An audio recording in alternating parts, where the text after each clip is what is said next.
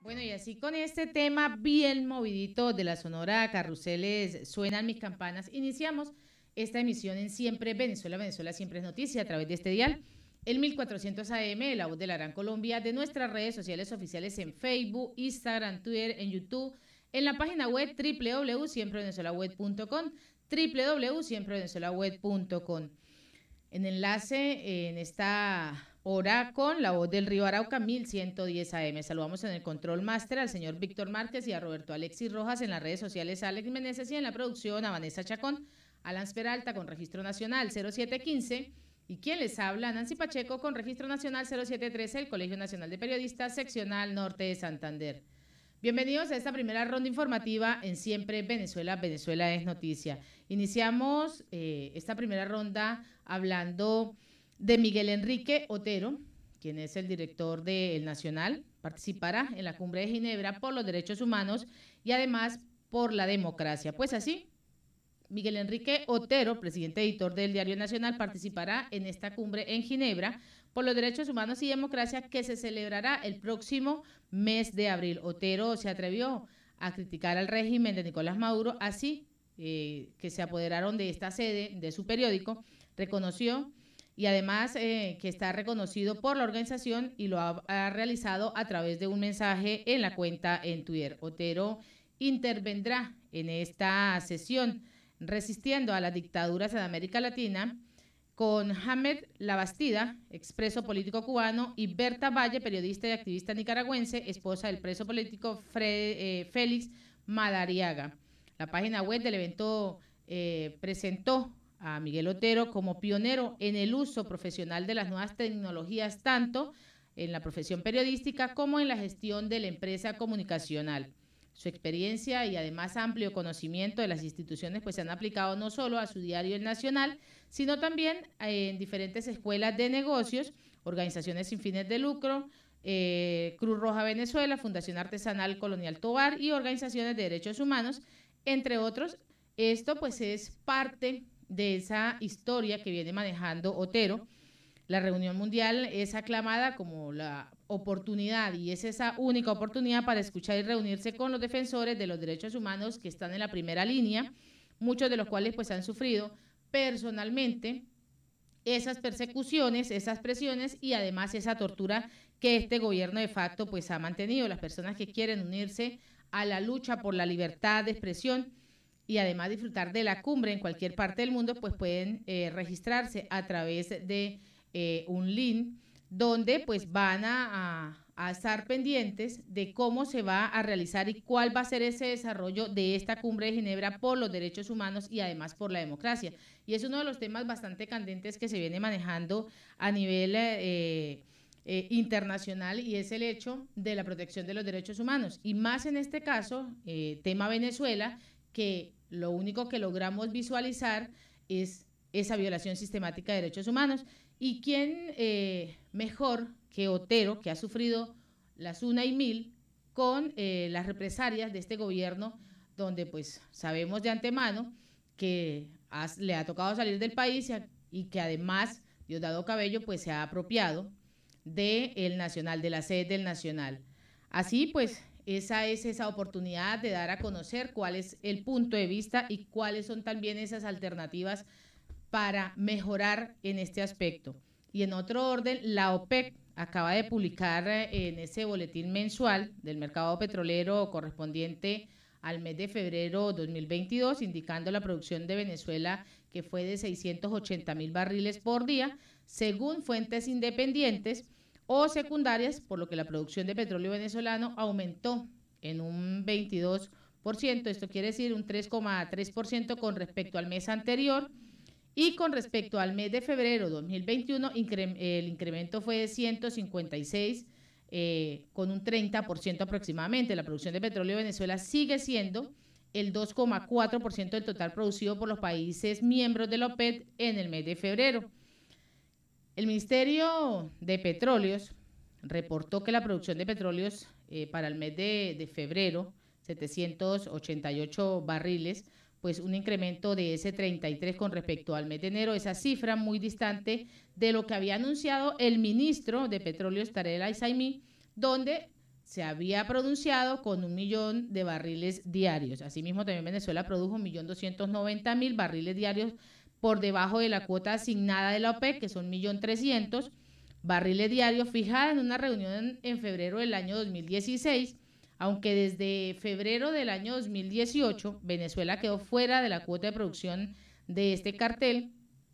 Para el director ejecutivo de Interamérica, Antonio de la Cruz, el incremento de producción de petróleo se debió a la llegada oportuna del condensado importado de Irán, que es canjeado por el petróleo Merey, lo que permitió aumentar la elaboración de la mezcla de crudo extra pesado en la faja petrolífera con nafta iraní.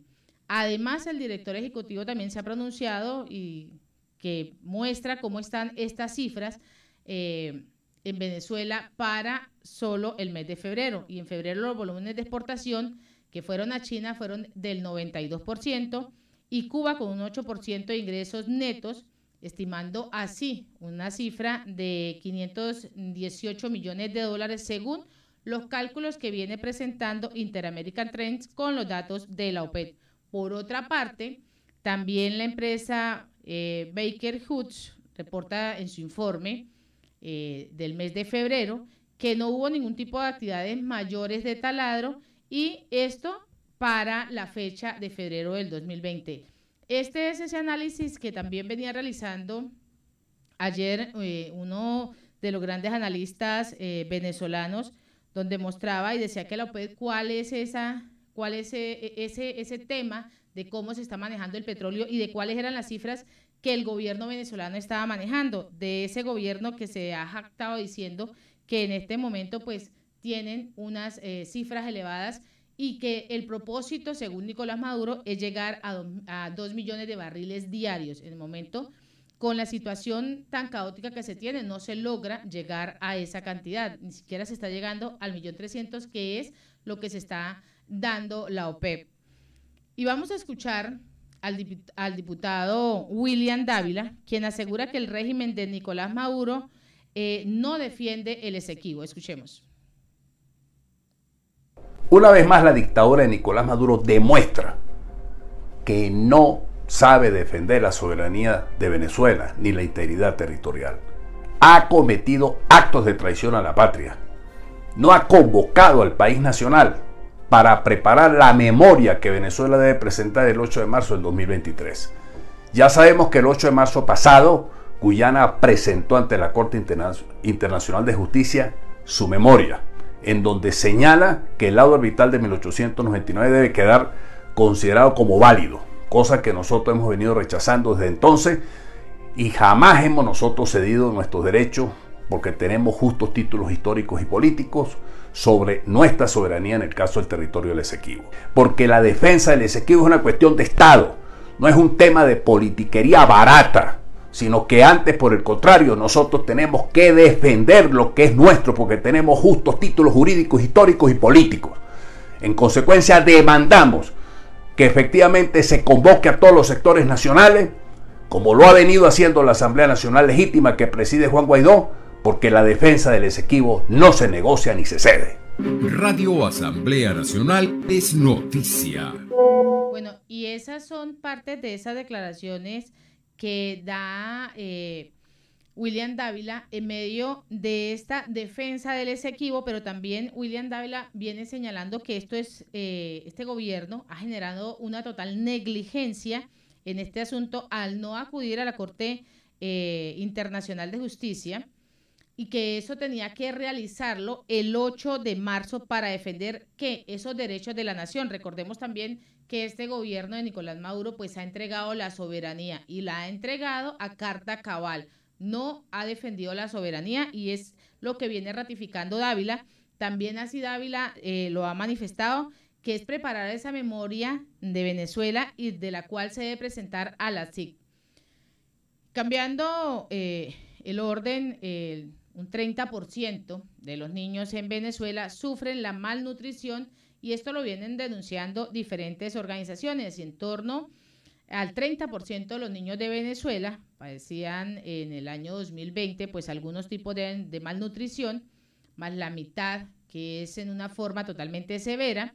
pues denunciaron en un informe la Federación Internacional de los Derechos Humanos, las ONG venezolana Provea, los factores económicos pues han causado una situación de urgencia humanitaria caracterizada no solo por una profunda pobreza, sino también por una inseguridad alimentaria, la malnutrición infantil y la emigración, pues más de 6 millones de venezolanos. Esto pues es lo que se ha difundido a través de un documento, y en ese informe pues se alerta que la pobreza en Venezuela ha aumentado a manera totalmente exponencial, donde se ha llegado a un 94,5% de la población en el año 2021, y denunció también que en las redes de corrupción del país sudamericano pues se observan los fondos que deberían ser destinados a la producción y además a la distribución alimentaria.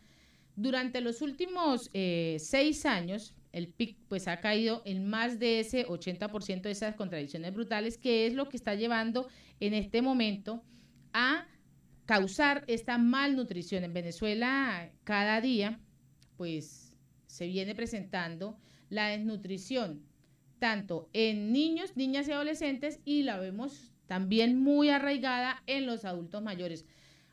En muchas ocasiones en Siempre Venezuela hemos ratificado cómo esa desnutrición ha pasado a los barrotes de las cárceles y cómo esos presos políticos sufren esa desnutrición total, esa desnutrición que al momento pues los está llevando a enfermarse aún más, mostrando el gran desamparo del gobierno, un gobierno que no le importa absolutamente ni la parte infantil, ni el adulto, ni el preso, ni absolutamente a nadie. Si tenemos casi 6,5 millones de venezolanos fuera, pues quiere decir que pues al gobierno poco le interesa si sufren o no sufren, porque ellos tienen en sus arcas, las tienen llenas.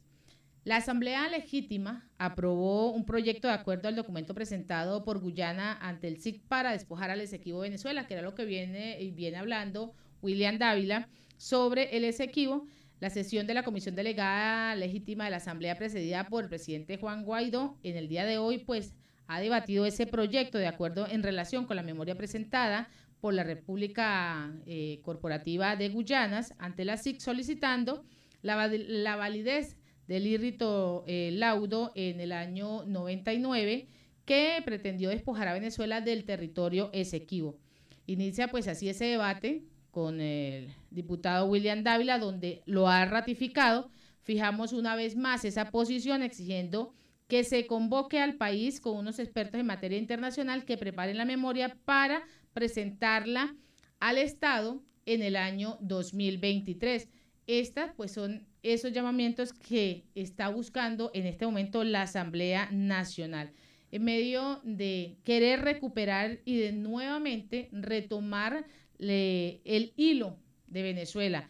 ¿Por qué se está buscando esto? Buscando nuevamente que se tenga pues unas elecciones, que se pueda recuperar la democracia en Venezuela, y a través de estos trabajos pues es buscar esa gran y única alternativa, que es mirar cómo se trabaja en equipo y poder sacar adelante esas situaciones. Hablaba sobre la malnutrición y hemos hablado en muchas ocasiones, y hoy precisamente leía cómo esta migración venezolana sigue saliendo por los pasos irregulares, y nuevamente pues se generan pérdidas, y esas pérdidas humanas. En el día de ayer pues se generaba nuevamente la pérdida de una venezolana junto con su hijo atravesando el tapón del Darién. Es lamentable ver cómo a través de esta migración se siguen perdiendo más vidas, y es ahí donde este gobierno no realiza ninguna acción que pueda favorecer al pueblo venezolano. Entre más días más se hunde este pueblo emigrando, buscando alternativas, pero también corriendo los grandes riesgos. Y en otro orden noticioso, reclaman al CNE por desconocer autoridades de avanzada progresista, y esto lo realiza el dirigente político Henry Falcón, donde ha acusado a los rectores del oficialismo que integran el Consejo Nacional Electoral de querer despojar al Partido Avanzada Progresista de las autoridades que son legítimas. Falcón ha asegurado que es muy sospechoso que los rectores pertenecientes al chavismo pues hayan propuesto votar en el directorio del CNE para despojar al partido, a lo que además ha agregado que los opositores Enrique Márquez y Roberto Picón se opusieron a esta situación. A través de la cuenta en la red social Twitter, Falcón calificó de sumamente grave la decisión del Consejo Nacional Electoral de desconocer la asamblea el pasado 5 de marzo en la que se renovaron las autoridades de este partido. Falcón también ha indicado que la única presidencia de avanzada progresista que acepta es la ejercida por su persona, la que asegura que le fue otorgada de la Asamblea Nacional el 5 de marzo. El CNE no me va a endulzar con un caramelo envenenado en una presunta presidencia de una dirección nacional que no existe. También indicó al tiempo que añadió que los estatutos presentados durante la reunión nacional son legítimos y además los demás solo son un caso sin militancia ni liderazgo. Falcón convocó con 2 semanas de anticipación a una Asamblea Nacional para elegir a los miembros del Comité Ejecutivo Nacional, Comité Disciplinario y Consejo Ejecutivo para ratificar a los miembros de los comités ejecutivos estatales. Luis Augusto Romero, diputado de la Asamblea Nacional, que controla al PSUV, quien se desempeñó como secretario general de la Nación, pues denunció en varias intervenciones públicas y en gestiones ante el CNE que la asamblea partidista convocada por Henry Falcón no respetaba los principios, y esos principios básicos como son la democracia. Varios de estos dirigentes pues son de las regiones que sumaron y que se han sumado a este tipo de reclamos. Pues ese reclamo que viene realizando Henry Falcón, quien no está de acuerdo ni está conforme con esta situación. Vámonos a la pausa comercial y musical, ya regresamos. Bueno, amigos de Venezuela siempre, siempre Venezuela, pues con este tema, No me busques más, de Silvestre Dangond y Angel Blue, iniciamos el segundo segmento del programa en la tarde de hoy. Seguimos con más información. Amnistía Internacional pone el tema de los refugiados venezolanos en la mesa del primer ministro de Curazao. Por segunda vez, en menos de 3 meses, representantes de la organización no gubernamental viajarán a las islas del Caribe neerlandés para debatir la situación de la migración venezolana con las autoridades locales. El que calla otorga. En el gobierno de Curazao parece que han escuchado ese refrán popular, pues han optado por dejar a un lado su política de ignorar las denuncias que organizaciones internacionales de derechos humanos vienen realizando sobre el trato que reciben los migrantes venezolanos en su territorio. Y han elegido iniciar un diálogo con dichas agrupaciones. Al menos este es el sabor que deja la decisión del primer ministro de la isla, Gilmar Pisas, de reunirse esta semana con la delegación de Amnistía Internacional que viajará desde La Haya para continuar analizando la situación en el terreno. El encuentro entre la máxima autoridad del gobierno de Curazao y la representación de Amnistía Internacional, en la cual estará encabezada por Dagmar Oudrun, directora del capítulo neerlandés de la organización, y la investigadora Yara Boff Tonela, responsable del informe Sin seguridad todavía niegan protección a personas venezolanas en Curazao. La denuncia es contundente. Se acusa a las autoridades de la isla de Curazao de tener una política de segregación y una política de violación de derechos humanos a los migrantes venezolanos en su territorio, aquellos que incluso han sido sometidos a juicios sin ninguna garantía procesal y en condiciones infrahumanas, según han señalado algunos informes de organizaciones internacionales.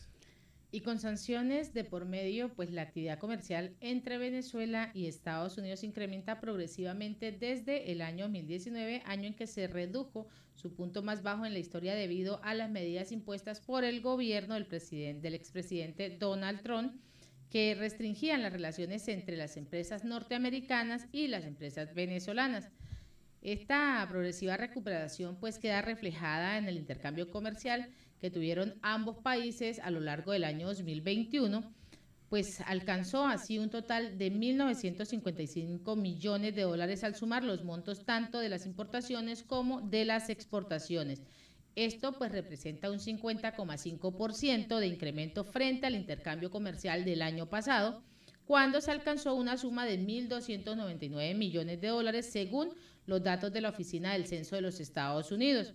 El balance, sin embargo, pues refleja que las importaciones superaron con creces a las exportaciones, dejando pues en total evidencia el carácter importador que ha asumido Venezuela en esa suerte de recuperación que ha experimentado en los últimos 3 años, con pues apoyo y además medidas gubernamentales como la exoneración de los aranceles a productos terminados importados.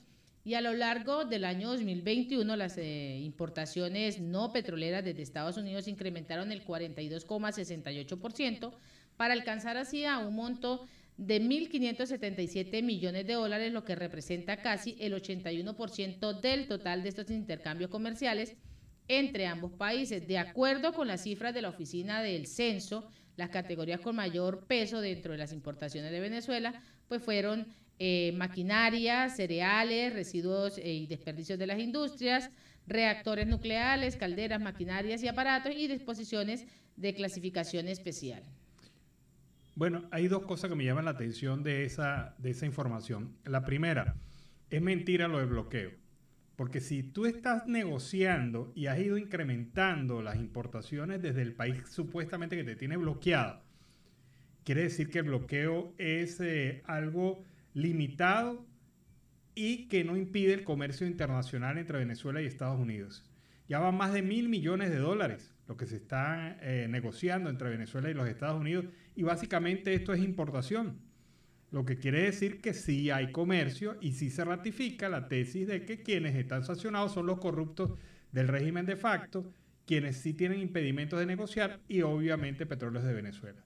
Pero por lo demás hay libertad de comercio entre Venezuela y los Estados Unidos y se ratifica a través de ese informe. Lo segundo, ¿qué hace Venezuela importando residuos nucleares? Ajá. O sea, es una gran duda, ¿no? Usted, si usted lo sabe, dígamelo. ¿Qué hace Venezuela importando residuos nucleares? Mire, pese a las sanciones, acá en el informe también dice, pese a las sanciones con la industria y la parte petrolera, aumentó en 188,21%. Las importaciones para la industria petrolera. Para la industria petrolera. Es que hay elementos de la industria petrolera que sí pueden importar, por lo menos lo que es fosfaquímica, lo que es productos plásticos derivados del petróleo. Bueno, ahí Pequibén pues tendrá mucho que ver en estas importaciones. Bueno, pero quedó la duda. El que aparentemente no tiene dudas es el primer ministro de Curazao, quien rechazó las acusaciones de que su país no reconoce el estatus de refugiado. Y estas son las denuncias que hacen organizaciones defensoras de derechos humanos en su territorio. Ese estatus de refugiado no se le reconoce a los venezolanos. Aclara que reciben con los brazos abiertos a todos aquellos que respeten la ley y anuncia que mejorará la condición de los indocumentados detenidos. El gobierno de Curazao no está de acuerdo con el informe de Amnistía Internacional que lo acusa de violar derechos humanos de los inmigrantes venezolanos. El primer ministro Gilmar Pisas hizo estos comentarios en vísperas de la nueva visita de este grupo defensor de los derechos humanos de Amnistía Internacional a la capital de ese país, de Curazao. Esta declaración fue dada como respuesta detallada a las preguntas formuladas por los miembros del Parlamento. Pisas sostiene que la Organización de Derechos Humanos se basa en 22 entrevistas de venezolanos, mientras que el mismo informe afirma que hay 17.000 venezolanos ilegales en la isla. Además, habló con varios organismos gubernamentales y organizaciones no gubernamentales de defensa de los derechos humanos. Lo cierto del caso es que las acusaciones contra Curazao han venido ya desde hace algún tiempo. Les comentábamos al principio la visita que va a realizar Amnistía Internacional a ese territorio, pero ya Pisas ha fijado posición. No puede otorgar el estatus de refugiado a los venezolanos que llegaron a este territorio.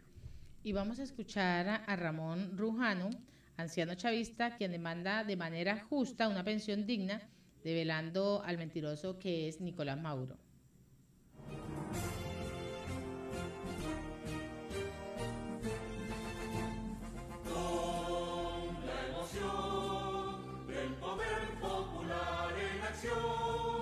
Militantes ahora del pueblo, tomamos las riendas de nuestra nación.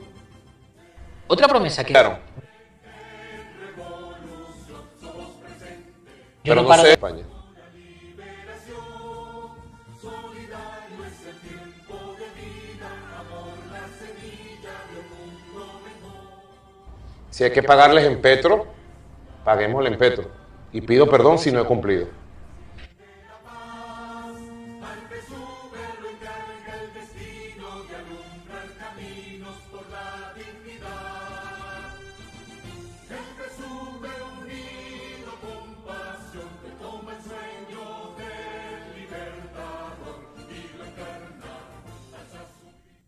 Bueno, ¿Pido perdón? Mire, Maduro, la lengua es el castigo del cuerpo. Y estaba fuera del aire cuando le dieron la pregunta. Mire, este trabajo lo hace un señor que se llama Rafael Rujano. Es chavista y dice, soy chavista y defiendo la revolución y amo la revolución, pero vive en España.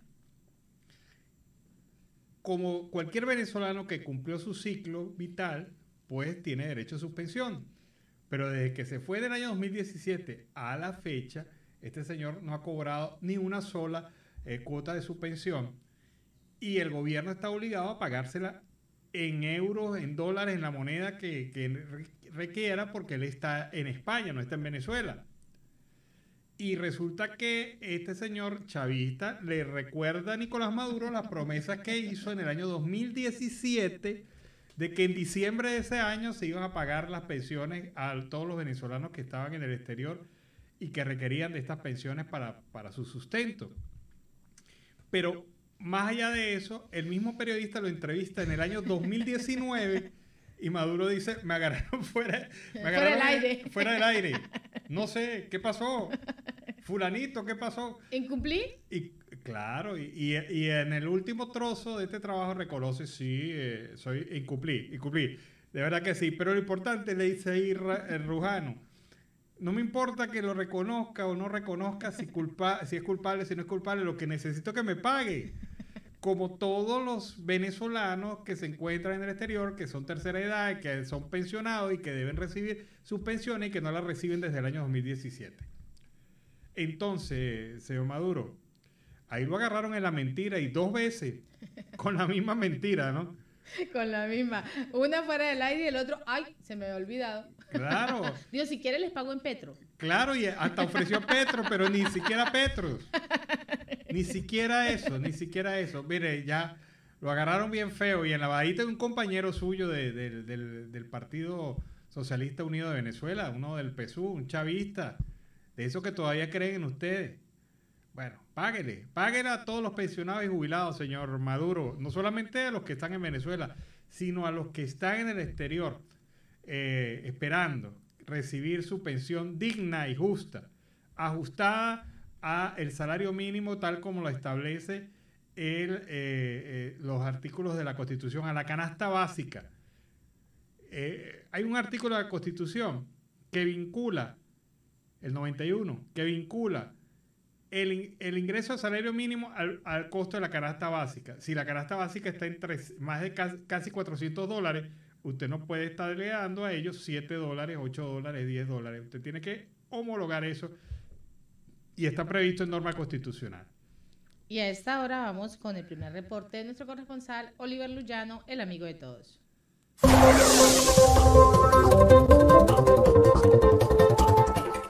¿Qué tal, amigos de Siempre Venezuela? Desde esta zona de frontera, desde Arauca, les saluda el amigo de todos, Oliver Lullano, guariqueño y de Saraza. Mis amigos, y en este contacto vamos a hablar de la situación del general Miguel Eduardo Rodríguez Torres.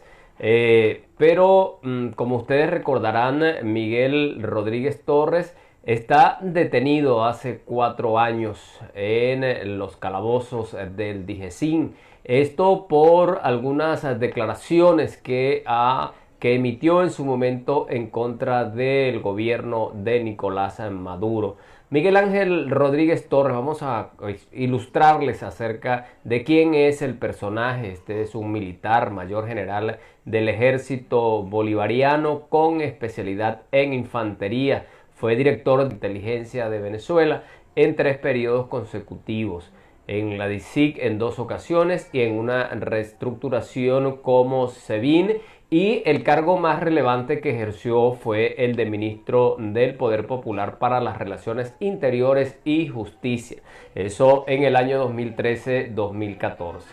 En el año 2014 es sancionado por el gobierno de Estados Unidos por violación de derechos humanos. Rodríguez fue arrestado el 13 de marzo del 2018 luego de expresar su desacuerdo con el gobierno de Nicolás Maduro y fue inhabilitado para ejercer cargo público durante un año por la Contraloría General de la República. Este general, quien está preso, también participó en el primer intento de golpe dado por Hugo Chávez en el año 92. Su responsabilidad en el golpe fue llevar al batallón José Leonardo Chirinos para la toma de resguardo de la casona, la casa presidencial, durante el asalto. Allí fueron asesinados varios militares de la República. Luego de salir de la cárcel por negociaciones que hace para aquel entonces el teniente coronel Hugo Chávez, regresó al ejército, dado que se negó rotundamente a negociar su libertad por la baja, cosa que él mismo cuenta que le produjo muchas persecuciones y 8 encarcelamientos antes de las elecciones del año 1998. Estos encarcelamientos al general Rodríguez Torres ocurrieron en tiempo de democracia, pero en este momento ya hace 4 años que ha sido detenido, y las palabras, esto luego de realizar una intervención en un foro que se realizó en la Universidad Católica, donde fijó posición con respecto a lo que para ese momento estaba ocurriendo en el país. Allí menciona también la posición que asumió la fiscal general de la República al enfrentarse al gobierno de Maduro y quien fue sacada abruptamente de la Fiscalía General de la República. Escuchemos esto que dijo el general Rodríguez Torres. La crisis venezolana se resume en lo siguiente: la fiscal general, con pruebas en la mano, determinó y demostró que los magistrados son ilegítimos. Por lo tanto, ese es un Tribunal Supremo ilegítimo. El Tribunal Supremo, a su vez, tomó una decisión de decir que la Asamblea Nacional está en desacato. Entonces, según el tribunal, no tenemos Asamblea Nacional. No hay tribunal, no hay Asamblea. La Asamblea, a su vez, decretó que el presidente había abandonado su cargo. Entonces no tenemos tribunal, no tenemos Asamblea, no tenemos presidente. El presidente invisibilizó lo que se había logrado visibilizar, invisibilizó al pueblo, porque llamó a una constituyente de espaldas al pueblo. Entonces no tenemos tribunal, no tenemos asamblea, no tenemos presidente y no existe el pueblo. Y a su vez instalan una constituyente que vota a la fiscal. Entonces tenemos un país realmente donde nadie sabe quién manda. Este es un país anarquizado y caotizado por la decisión del liderazgo político. Tenemos un país donde pareciera, y lo decía muy bien Eustoquio cuando hablaba de los paradigmas, que hemos decidido hacer de la política un campo de batalla militar. Y la política no es la guerra. La guerra es la política por otros medios, decía Clausewitz. Pero la política es lo contrario a eso. Entonces hemos hecho que los venezolanos, por la razón política, nos convirtamos en 2 ejércitos enfrentados, pues, donde somos enemigos. Y en la guerra al enemigo hay que aplastarlo. Yo creo que el primer rol de la dirigencia política de este país hoy en esta crisis es retomar la alta política, la política de Estado. Y es una política que está seguramente conectada con el deseo del pueblo. Nadie quiere reconocer a nadie y nadie quiere respetar a nadie. Y por eso estamos en un estado forajido. Venezuela está inmersa en el concepto del estado forajido. Esto es un estado que no tiene capacidad de cumplir el rol para el cual existe. Logramos establecer contacto con Juan Carlos Rodríguez Torres, quien es hermano del general Miguel Eduardo Rodríguez Torres. Le consultamos cómo estaban las comunicaciones, si se habían comunicado recientemente con el general, y esto nos dijo.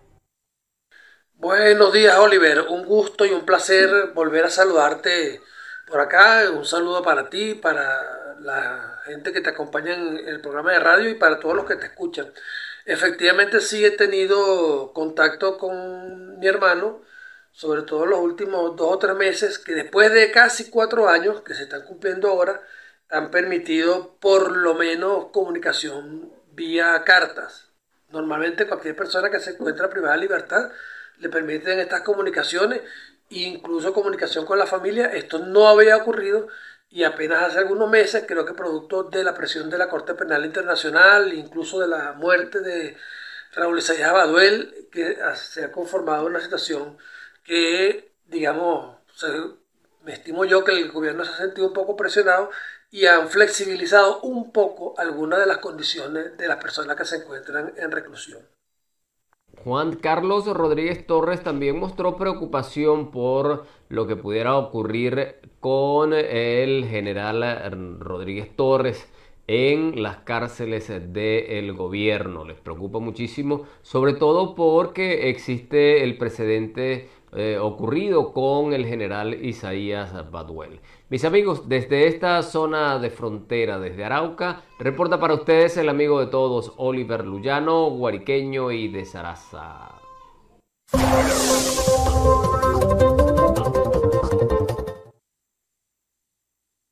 Luyano, tiene la virtud de hacernos recordar las declaraciones de Rodríguez Torres. Estas declaraciones contundentes que acabamos de escuchar fueron hechas previo al momento de su detención. Y obviamente pues transmiten un país que no ha cambiado. Si esto es lo que dice Rodríguez Torres, lo sumamos a lo que dijo Tamara Suju y que publicamos ayer aquí en este medio, evidentemente este gobierno no le está prestando una particular atención al tema de los derechos humanos y menos a las denuncias internacionales.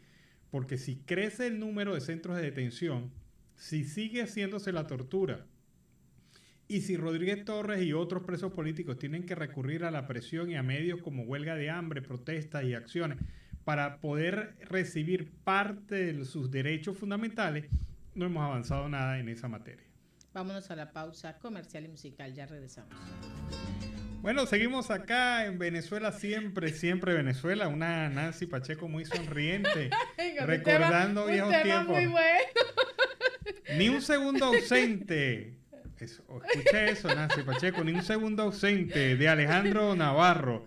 Tema que nos permite iniciar así la segunda hora del programa Venezuela Siempre, Siempre Venezuela en la tarde de hoy. Seguimos en Siempre Venezuela, Venezuela Siempre es Noticia a través de este dial, el 1400 AM, La Voz de la Gran Colombia, de nuestras redes sociales oficiales en Facebook, Instagram, Twitter, en YouTube, en la página web www.siemprevenezuelaweb.com, en enlace con La Voz del Río Arauca, 1110 AM, y en esta segunda hora se incorpora Radio Delfín, 1060 AM.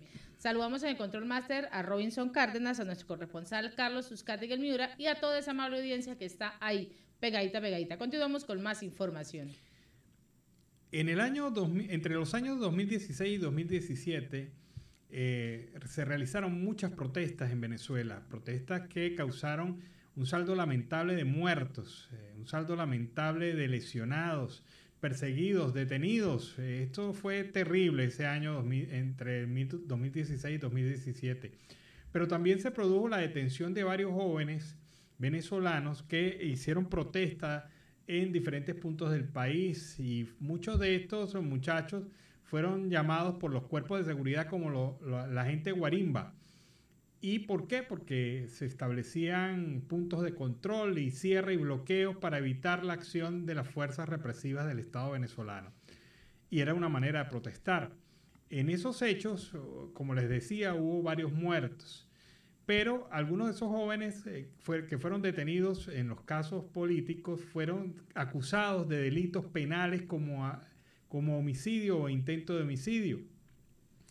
Y esto ocurrió mucho en la ciudad de Mérida. Ayer se tenía que haber realizado la audiencia de presentación de conclusiones en el juicio del preso político venezolano Steven Ricardo García Sanz.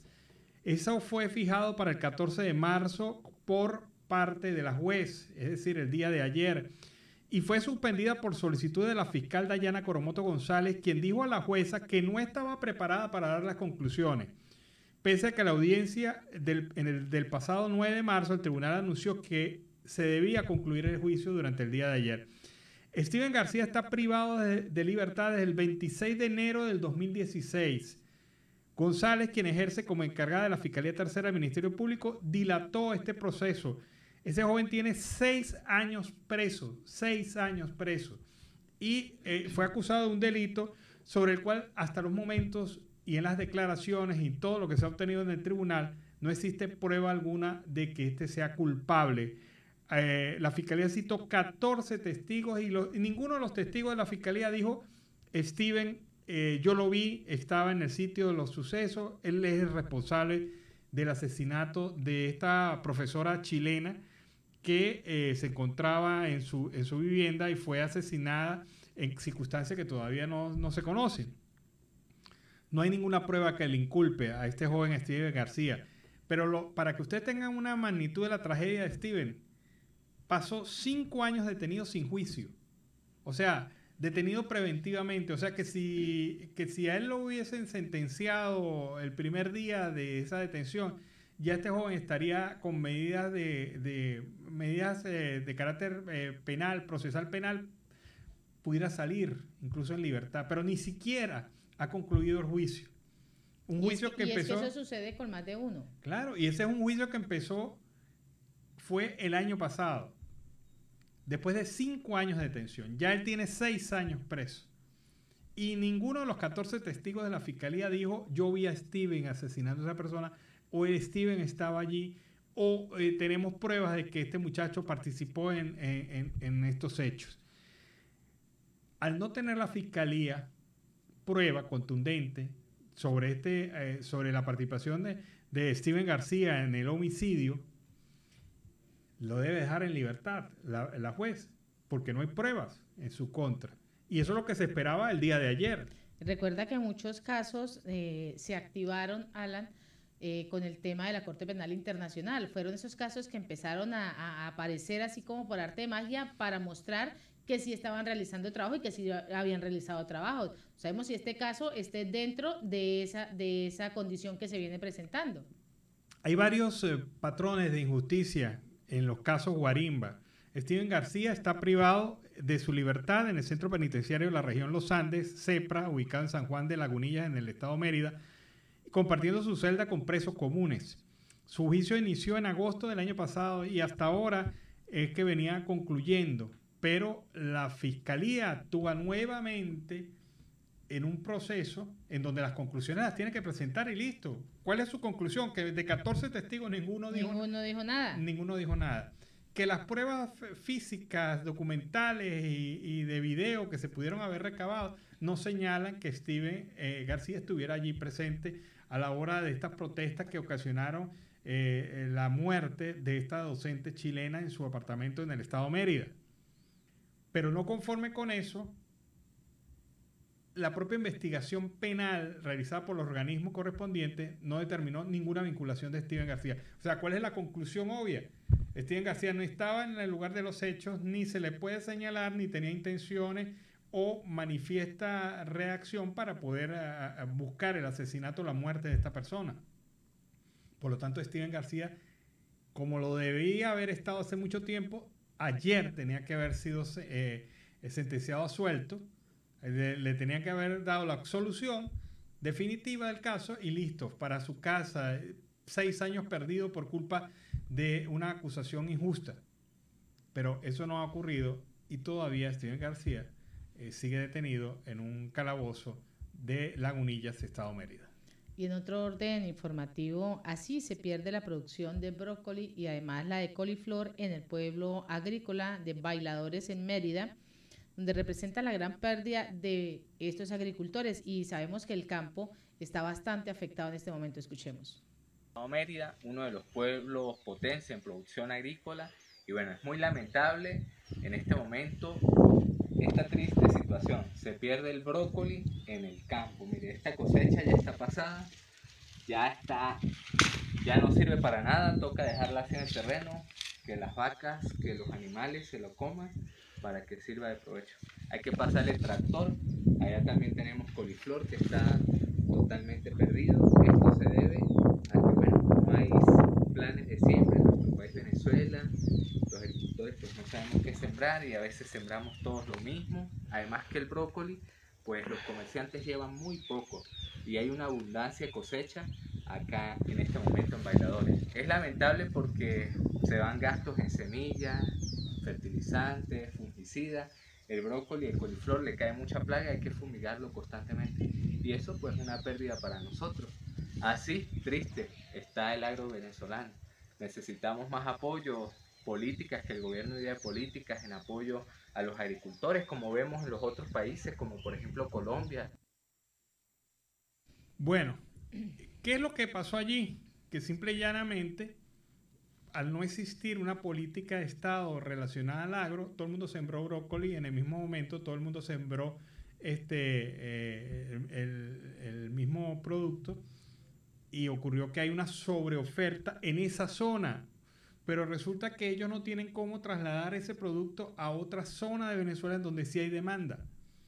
Porque precisamente ellos no tienen combustible. Claro, no tienen combustible, no tienen la seguridad en la vía. Hay diferentes problemas que impiden que ellos puedan sacar su producción y han perdido su cosecha de brócoli y coliflor, tan rico que es eso, y lo han perdido. Es una tristeza que terminen comiéndose los animales de la finca porque no hay nada, no hay manera. Las pérdidas económicas son incalculables. ¿Y qué campesino, qué productor agropecuario en cualquier parte del mundo puede producir bajo esas circunstancias? Una circunstancia en donde hacen el esfuerzo por sembrar, por mantener, para después hacer la cosecha y después encontrarse que no hay mercado para su producto debido a que no tienen cómo trasladarlo a donde se consume. Entonces, en esa misma zona lo tienen que ofrecer, pero hay demanda, hay sobredemanda en esa zona. Pero en otras regiones de Venezuela sí hay una situación hay una sobreoferta, sí, sobreoferta en esa zona, pero en otra zona hay demanda. Y existe esa posibilidad de venta, pero acá al gobierno nunca le ha interesado, Alan, y vamos a ser muy reiterativos en esto, es que al gobierno nunca le ha interesado el agro.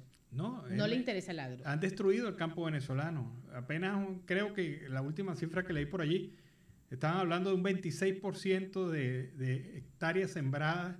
De todo lo disponible, todo el campo que ofrece Venezuela, hay apenas un 26% sembrado. Y esto demuestra a la clara que un país que no se puede sostener con su producción y tiene que acudir a esta economía de importación y de contrabando, porque la verdad verdadera es que también aplica el contrabando aquí. Y a esta hora, en Siempre Venezuela, siempre vamos con el reporte de nuestro corresponsal, Carlos Uzcategui, El Miura. Saludos cordiales, una feliz tarde para todos desde Barranca, la tierra amable de Colombia, departamento de La Guajira. Carlos Uzcategui, El Miura, la voz del Caribe colombiano para el programa Siempre Venezuela, Venezuela Siempre. Saludos cordiales a Alan Peralta, Nancy Pacheco y ese gran equipo de producción. Ya con las noticias que están impactando a esta hora. Pacto histórico sumó votos en Antioquia, pero no tantos como se esperaba. En Antioquia, jóvenes que practicaban graffiti murieron tras chocar contra un camión en Villa del Oriente. Vos te metés unos cuentos que hasta vos mismo te lo crees, le dice Fico a Gustavo Petro en acalorado debate presidencial. Fuertes críticas le indican a Ingrid Betancourt por referirse a la depresión de Gustavo Petro durante el debate. Joven de 17 años está desaparecido tras ser arrastrado por el río Cauca. Las lluvias arreciarán desde esta semana en Antioquia. 9 colombianos evacuados de Ucrania llegaron en vuelo humanitario ecuatoriano. Costa Atlántica, Costa Caribe. Cobarde desagradecida, Piedad Córdoba, Ingrid Betancourt tras el debate. El Magdalena brilló con 7 títulos en torneo G4 a la Liga de Tenis de la Costa Atlántica. Contraloría solicita al alcalde dado suspender del cargo a gerente de Transcaribe. Barranquilla redujo al 50% casos de dengue en primeros 3 meses del año. Según el candidato Rodolfo Hernández, Fico es Duque 2, más flaco y más mechudo. El Ministerio de Trabajo de Colombia ordena investigación a la FCF y a DIMAYOR por negarse a negociar con futbolistas. Carnaval del Bordillo regresa a su zona tradicional, la carrera 44 y calle 21 en Barranquilla. La Contraloría inició actuación especial en la reconstrucción de la isla de Providencia.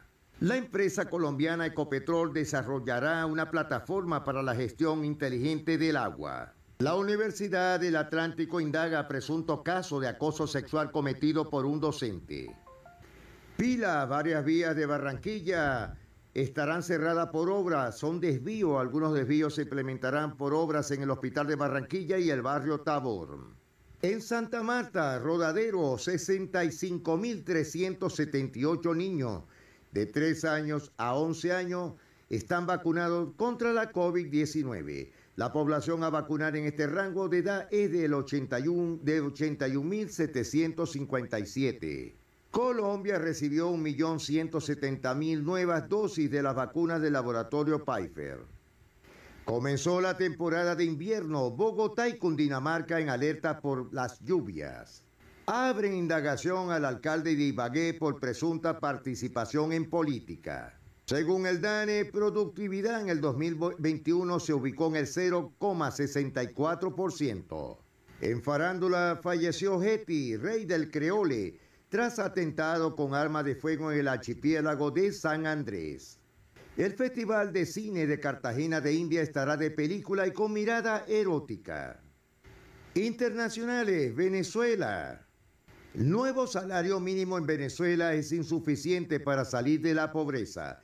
Fede Cámaras y Conindustria auguran crecimiento económico en el 2022 y apoyan el aumento del salario. Volvió de nuevo a la vida Elías Agua. Este acercamiento de Estados Unidos debe aprovecharse. Según Luis Eduardo Martínez, propone nuevas premisas para el diálogo. Aproben. Se preparan todos en Venezuela para la siembra del maíz. Casetel, más de 2 millones de líneas telefónicas se han perdido en Venezuela. Adrián Matos interpretará a José Gregorio Hernández en serie de Telemundo. Meta, Facebook incluye a Venezuela en su programa de verificación de datos. Alertan sobre faltas ofertas en cirugías estéticas en Venezuela. Es una ganga para cirugía plástica o tratamientos estéticos con precios a menos del 50%. Mafia de invasores disfrazados de campesina es la nueva plaga que está acabando con las fincas en Barinas. Estados Unidos descartó por ahora importar petróleo desde Venezuela. Poco oxígeno y muy baja paga, la precariedad en minas artesanales del carbón en Venezuela. Otro cuerpo armado desbancó a la FAES como el más letal de Venezuela, con un total de 1.400 ejecuciones extrajudiciales que se cometieron en Venezuela en el 2021. CanTV informó fallas de sus operaciones en la región Los Andes y en Falcón hoy 15 de marzo. La Asamblea Nacional Legítima aprobó proyecto de acuerdo del documento presentado por Guyana ante la CIC para despojar al Esequibo de Venezuela. Golpe al bolsillo en Mérida, subieron el pasaje del transporte público y no hay billetes con qué pagarlo. Guajira binacional. La Guajira, Riohacha, hacedores del carnaval de Riohacha alertan que no hay dinero para la festividad de este año. Alcalde de Maicao se muestra complacido con la elección de los congresistas guajiros. Emergencia en la capital del departamento por varios focos de incendio en la Sierra Nevada. Denuncian presunta suplantación de cédulas en desarrollo de las elecciones en Villanueva. En Villanueva, varios ciudadanos denunciaron que fueron suplantados durante las elecciones del 13 de marzo.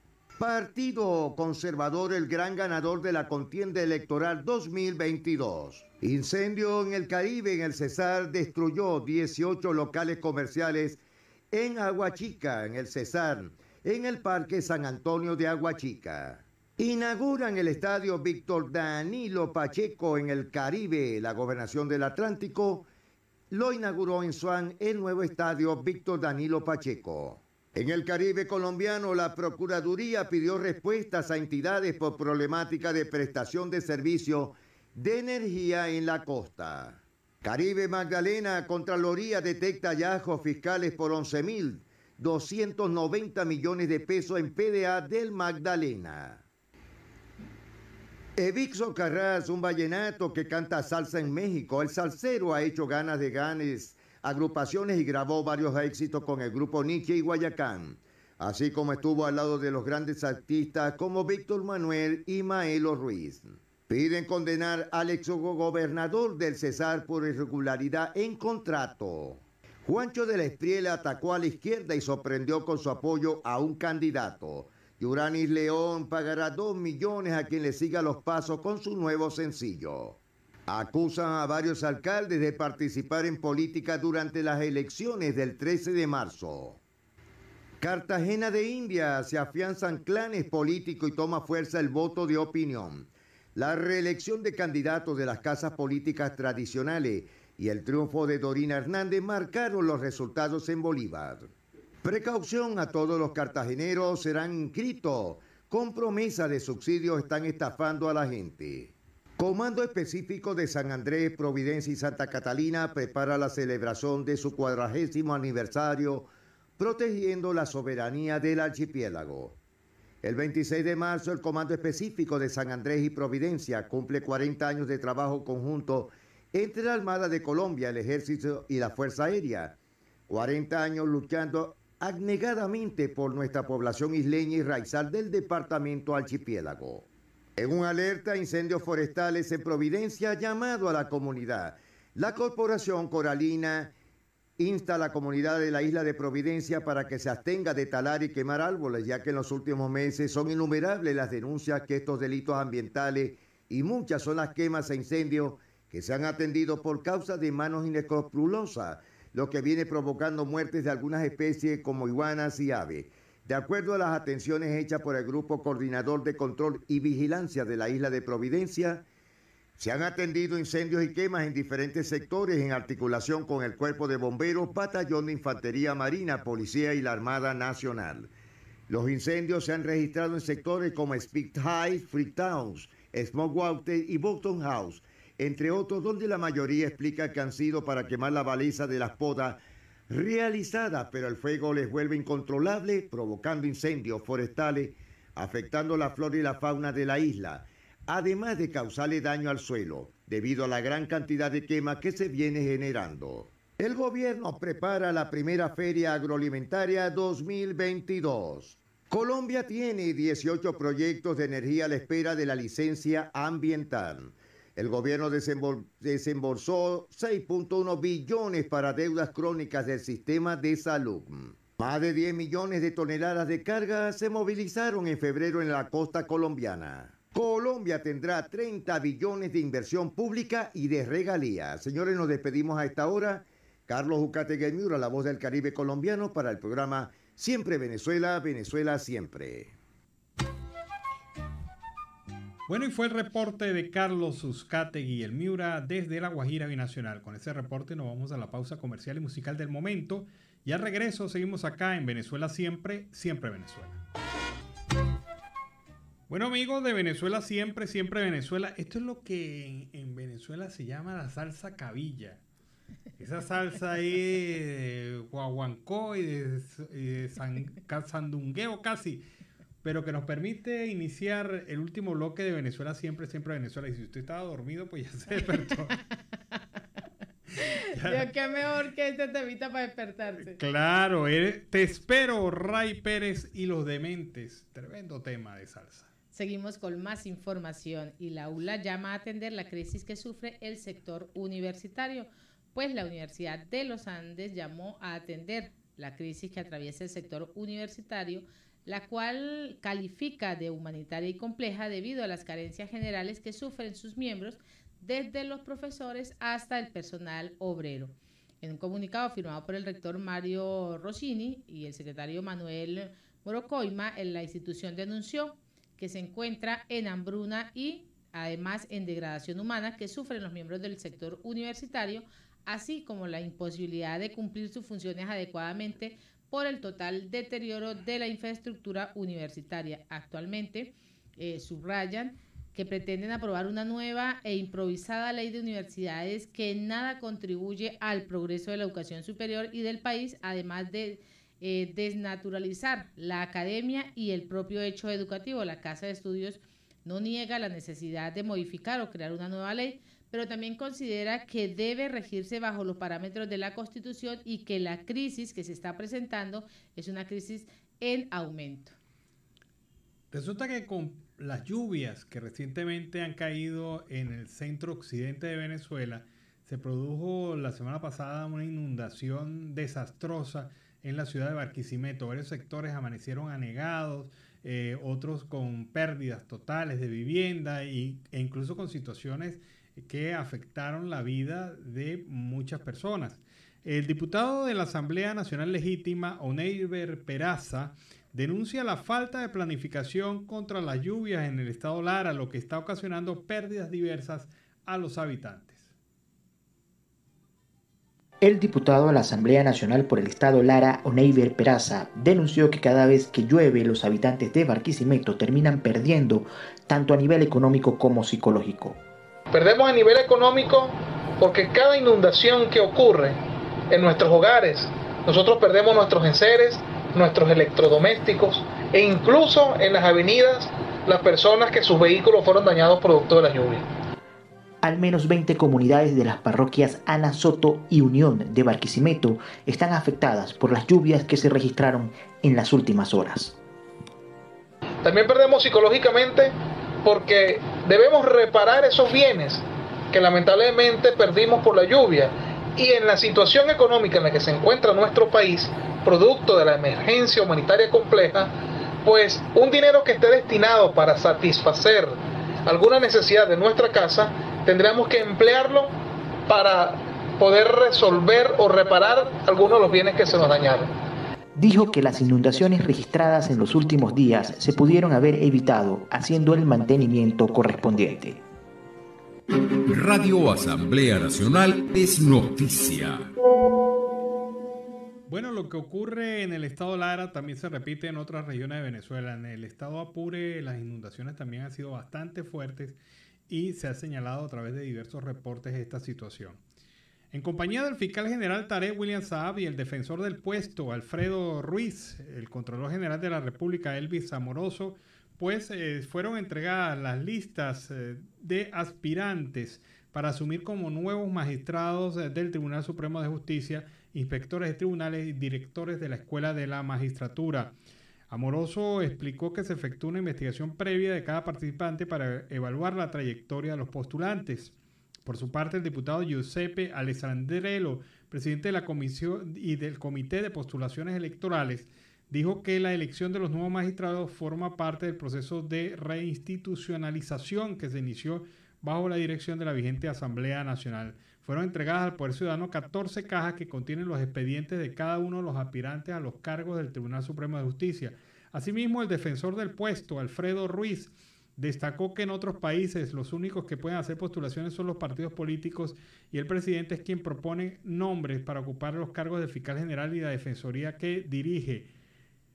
Y eso nos ha servido, hacerlo diferente nos ha servido para algo, especialmente para usted, Alfredo Ruiz, defensor del puesto, que no ha hecho absolutamente nada de su gestión. Yo creo que el mayor esfuerzo que ha hecho ha sido el de ir a cobrar su quincena. Pero Ruiz agregó que recibió a todos los ciudadanos que podían presentar alguna objeción, razón por la cual ahora pasarán a revisar las listas con el Consejo Moral Republicano. Y a esta hora nos vamos con el segundo reporte de nuestro corresponsal, Oliver Luyano, el amigo de todos.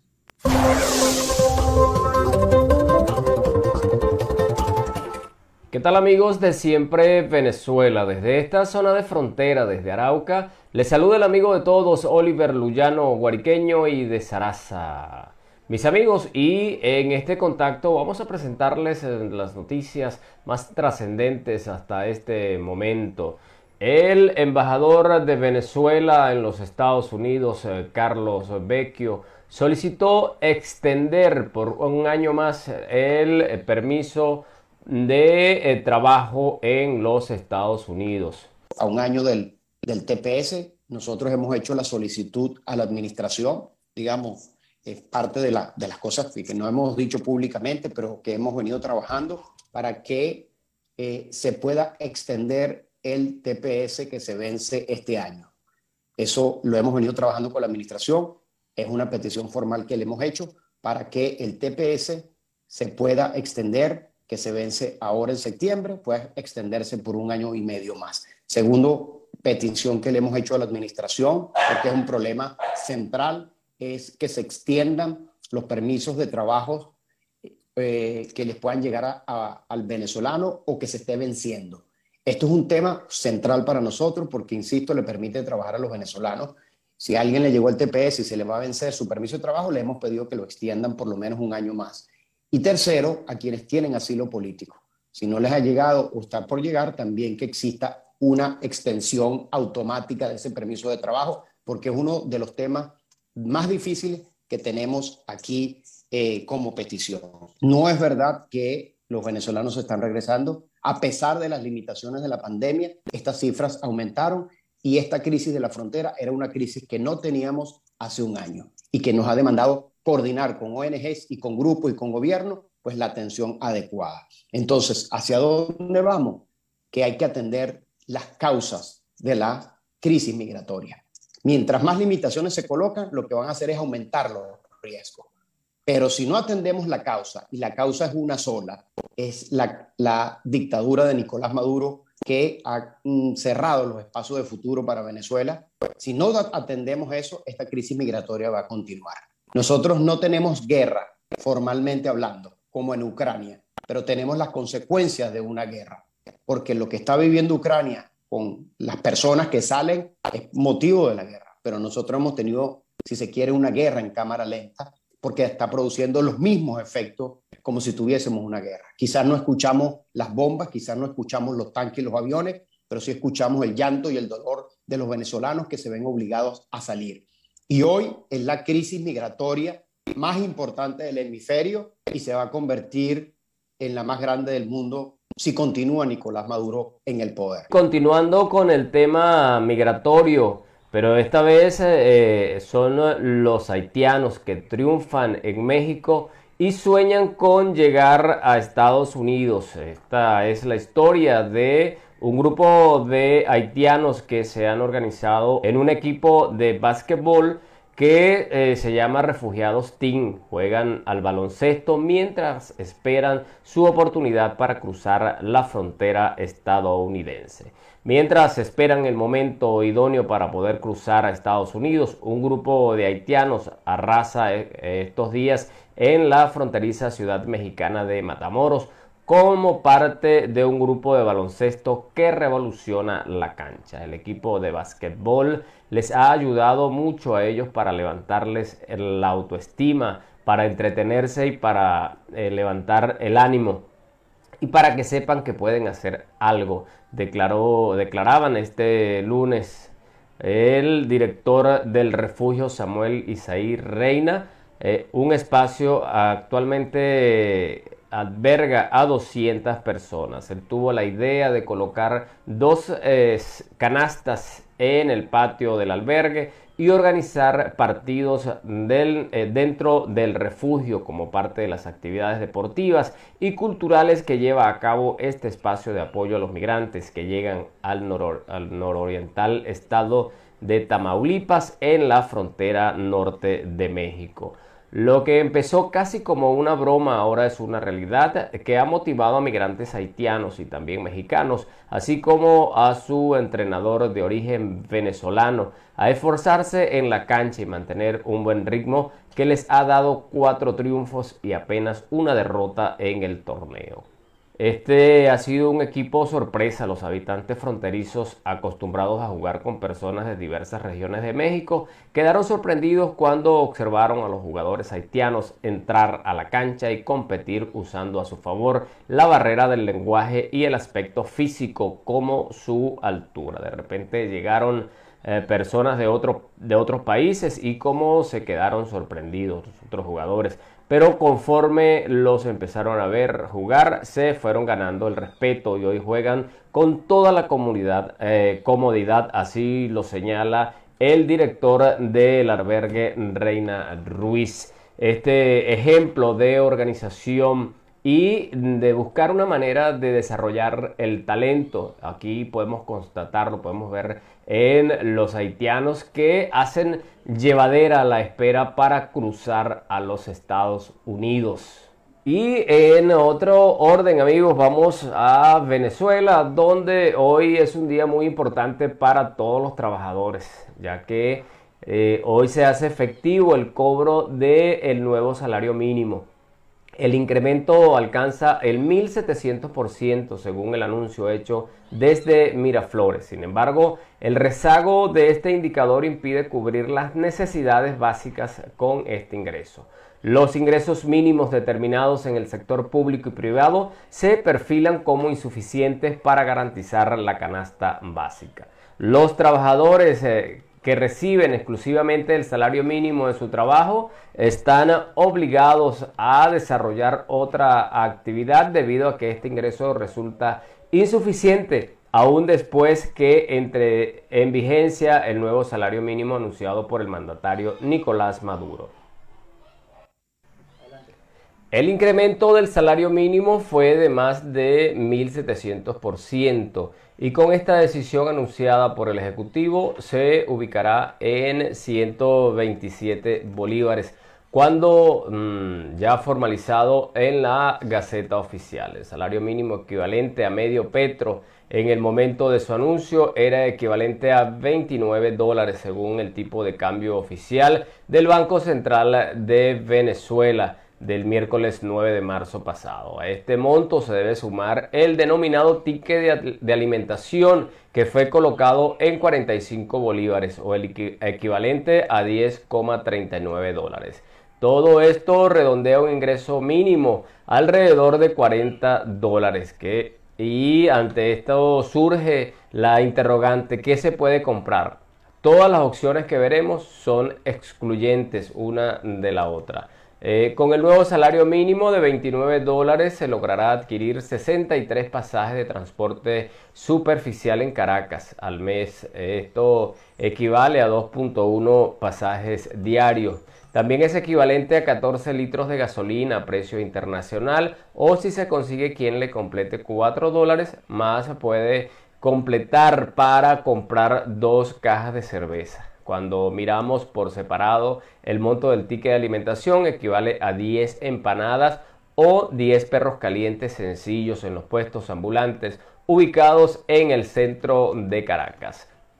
El salario mínimo de los trabajadores venezolanos, según el tipo de cambio oficial, es de $39,3. Esto equivale a $1,31 diarios, lo que coloca por debajo de la línea de pobreza extrema que calcula el Banco Mundial, que ubica esta medición en $1,90 diario. Por esta razón, los trabajadores venezolanos de la administración pública están obligados a tener otro empleo, porque es evidente que este salario con esta cifra no alcanza para sobrevivir, ni siquiera con la ayuda de las políticas asistencialistas que tiene el gobierno, como su programa bandera de las cajas CLAD. Esta situación ayuda a explicar el ausentismo en las instituciones públicas y los pésimos servicios que brinda el Estado.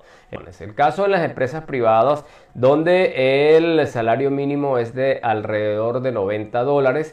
Este tipo de empleos le permite un poco tener acceso a la canasta de emergencia. Recordemos que ya no se habla de la canasta básica o la canasta alimentaria, sino de una canasta de supervivencia que está ubicada entre los $80 y $100 mensuales. Basado en esta proyección, el salario mínimo integral cubre apenas el 40% de las necesidades mensuales de una familia de 5 miembros. Esta es la situación, amigos, de los trabajadores venezolanos, quienes tienen que ingeniárselas para cubrir las necesidades de la canasta de supervivencia. Una familia integrada por 5 miembros difícilmente puede cubrir toda esta parte de alimentos, sin contar lo referente a medicamentos y asistencia social. Mis amigos, desde esta zona de frontera, desde Arauca, reporta para ustedes el amigo de todos, Oliver Luyano, guariqueño y de Saraza.